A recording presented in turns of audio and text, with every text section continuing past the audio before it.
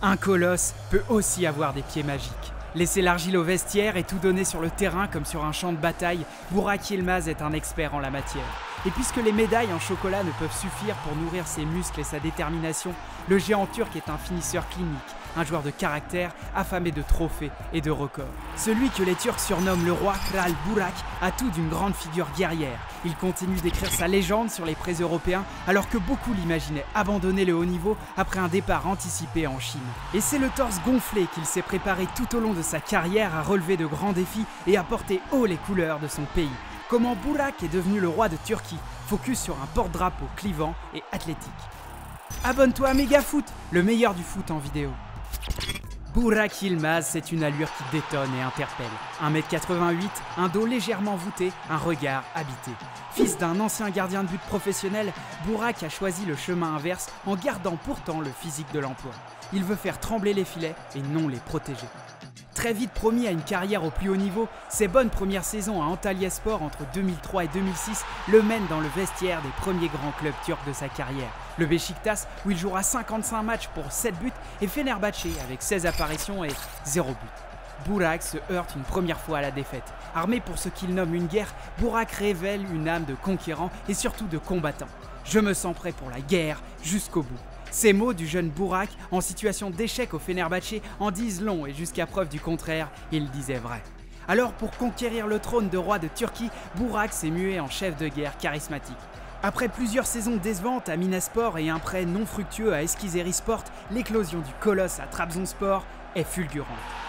Métamorphosé après quelques mois d'adaptation, Burak, sous les ordres de Şenol Güneş, marque 19 buts en 30 matchs en championnat et porte son club dans une lutte pour le titre face à l'ogre de l'époque, Galatasaray.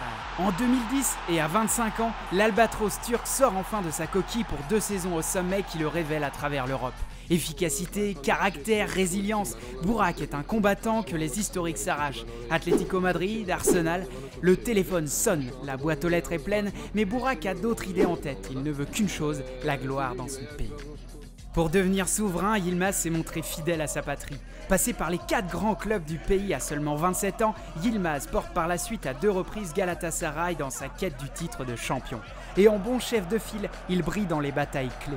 Grand artisan du parcours des Turcs jusqu'en quart de finale de Ligue des Champions lors de l'édition 2012-2013, il est 3e meilleur buteur de la compétition avec 8 buts derrière de petits attaquants de province tels que Cristiano Ronaldo ou Robert Lewandowski. Dans un match décisif pour les 8e de finale, Burak marquera l'unique but de son club qui les qualifiera face à Manchester United. Paré à porter la Turquie, le poids de la nation ne pèse pas si lourd sur ses solides épaules. La pression, il la mange au petit-déj. Ces transferts suscitent des réactions clivées. Personnage tranché sur et en dehors du terrain, Burak divise. Soutien assumé du président Erdogan, Yilmaz se politise et pour la conquête du pouvoir, il doit aussi mettre de son côté l'opinion. Mais ce ne sera pas une mince affaire. Habitué des joutes fratricides en championnat, il sème ses ennemis dans les tribunes un peu plus à chaque match. Car arborer tous les maillots des grands de Turquie vous fait aussi devenir l'ennemi successif de tous. Sauf qu'aucun défi n'est assez grand pour Burak. Pour son retour au Beşiktaş en 2019, il est sifflé par ses propres supporters, habité de la rancune de vieilles aigreurs d'un match face à Galatasaray 7 ans plus tôt et d'une simulation agaçante. Qu'importe, Yilmaz inscrit un doublé décisif le 2 février pour son premier match avec son propre public contre lui.